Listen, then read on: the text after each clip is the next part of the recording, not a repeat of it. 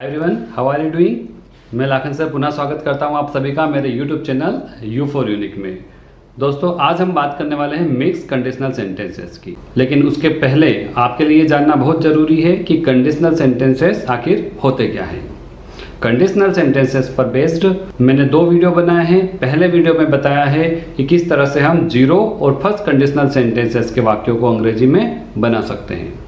दूसरे वीडियो में मैंने बताया है कि किस तरह से हम सेकेंड और थर्ड कंडीशनल सेंटेंसेस के वाक्यों को अंग्रेजी में बना सकते हैं। मेरा निवेदन है कि आप उन दोनों वीडियो को जरूर देख लें। यदि आप उन्हें देखना चाहते हैं तो उसका लिंक मैंने डिस्क्रिप्शन बॉक्स में दे दिया है। आज के वीडियो की शुरुआत करने के पहले आपसे निवेदन है कि अगर आप मेरे चैनल पर नए हैं तो चैनल को सब्सक्राइब जरूर कर लीजिए और साथ में बेल आइकन को प्रेस कर दीजिए ताकि आपको हर एक नए वीडियो की जानकारी समय पर मिल जाए। तो आइए आज के वीडियो की शुरुआत करते हैं।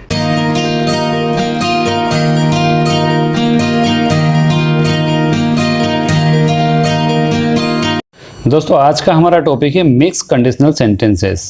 लेकिन उसके पहले कि हम मिक्स कंडीशनल सेंटेंसेस को समझें, ये ज़रूरी है कि हम सेकेंड कंडीशनल सेंटेंसेस और थर्ड कंडीशनल सेंटेंसेस को अच्छे से समझ जाएं, क्योंकि इन दोनों का ज्ञान यदि हमें नहीं है तो हम मिक्स कंडीशनल सेंटेंसेस को नहीं समझ सकते। सेकेंड कंडीशनल सेंटेंसेस में इफ़ क्लॉज के साथ हम पास्ट सिंपल का प्रयोग करते हैं, वहीं कॉमा के बाद जो रिजल्ट क्लॉज होता है उसमें हम वुड या कुड के बाद वर्ब की फर्स्ट फॉर्म का प्रयोग करते हैं। वहीं अगर हम सिंपल सेंटेंसेस बनाएंगे तो वर्ब की फर्स्ट फॉर्म के बदले बी या हैव का प्रयोग करते हैं। इस तरह के वाक्यों में इफ क्लॉज में पास्ट सिंपल जरूर होता है, किंतु इसका पास्ट से कोई लेना देना नहीं होता है। इसमें हम प्रेजेंट या फ्यूचर की ही बात करते हैं। जनरली इसमें इमेजिनरी सेंटेंसेस मतलब काल्पनिक वाक्यों को ही बनाया जाता है। जैसे इस उदाहरण को अगर हम देखें, यदि वह बाजार जाती तो नई ड्रेस खरीदती। If she went to market she would buy a new dress. इसी तरह से जो थर्ड कंडीशनल सेंटेंसेस होते हैं वो पूरी तरह से पास्ट के होते हैं, मतलब घटना पहले हो चुकी है और बैठ के हम सिर्फ पछता रहे हैं कि अगर ऐसा होता तो ऐसा हो जाता, ऐसा होता तो मैं वैसा कर देता, आदि आदि। इस तरह के वाक्य बनाए जाते हैं। इस तरह के वाक्यों को बनाने के लिए जहां इफ क्लॉज में हम पास्ट परफेक्ट का प्रयोग करते हैं, वहीं कॉमा के बाद जब रिजल्ट क्लॉज आता है तो उसमें हम वुड हैव या कुड हैव के बाद वर्ब की थर्ड फॉर्म का प्रयोग करते हैं।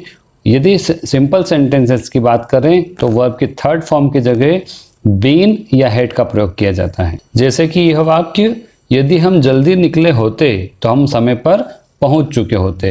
इसका मतलब ना तो हम जल्दी निकले और ना ही समय पर पहुंचे, बस अब बैठ के पछता रहे हैं। इस वाक्य का अंग्रेजी अनुवाद होगा, if we had left earlier we would have reached on time.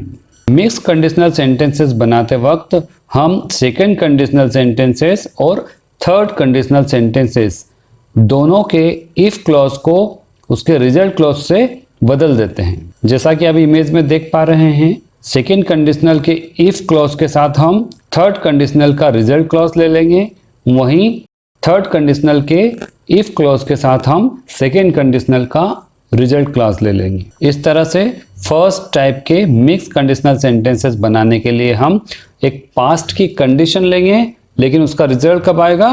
Present में। और स्ट्रक्चर कुछ इस तरह से हो जाएगा, if plus past perfect comma would या कुड और साथ में वर्ब की फर्स्ट फॉर्म या बी या हैव। आइए उदाहरण पर नजर डालते हैं। यदि मैंने उस दिन माँ की बात मान ली होती तो मैं आज मुसीबत में नहीं होता। इसका अर्थ क्या हुआ कि मैंने उस दिन माँ की बात नहीं मानी थी और आज मैं मुसीबत में हूँ। माँ की बात हमने कब नहीं मानी थी? पास्ट में, लेकिन उसका रिजल्ट कब निकल रहा है? प्रेजेंट में। इस वाक्य का अंग्रेजी अनुवाद होगा, if I had obeyed my mother that day I would not be in trouble today। आइए कुछ और उदाहरणों पे नजर डालते हैं। पहला है, अगर उसने कल रात पढ़ाई की होती तो वह अभी शिक्षक के सारे प्रश्नों के उत्तर दे पाता। If he had studied last night, he could answer all the teacher's question now। दूसरे वाक्य को देखते हैं जो कि एक सिंपल सेंटेंस है।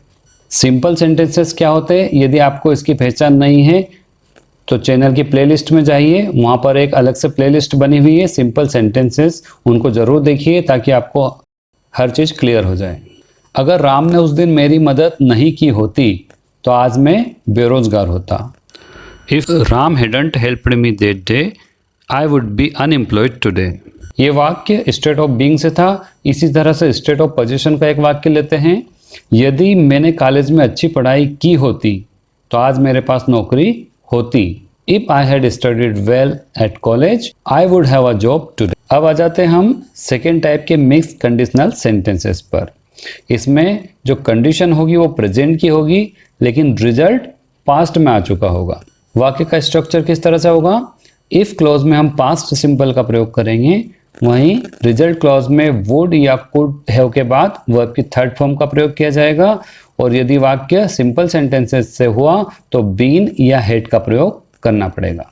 उदाहरण देखें, यदि मैं छात्र होता तो कल मैंने प्रतियोगिता में भाग लिया होता। इसका मतलब है कि मैं छात्र नहीं हूं, और आज नहीं हूं मतलब कल भी नहीं था, और इसी कारण मैं प्रतियोगिता में भाग नहीं ले पाया। अंग्रेजी अनुवाद क्या होगा? If I were a student I would have participated in the competition yesterday. यहाँ आपके मन में कन्फ्यूजन हो सकता है कि आई के साथ वाज की जगह वर का प्रयोग क्यों किया गया है। तो आपके नॉलेज के लिए मैं बता दूं, जब भी हम इमेजिनरी सेंटेंस बनाते हैं तो हमेशा वर का ही प्रयोग किया जाता है, चाहे हमारा सब्जेक्ट कोई भी हो। आइए कुछ और उदाहरणों पर नजर डालते हैं।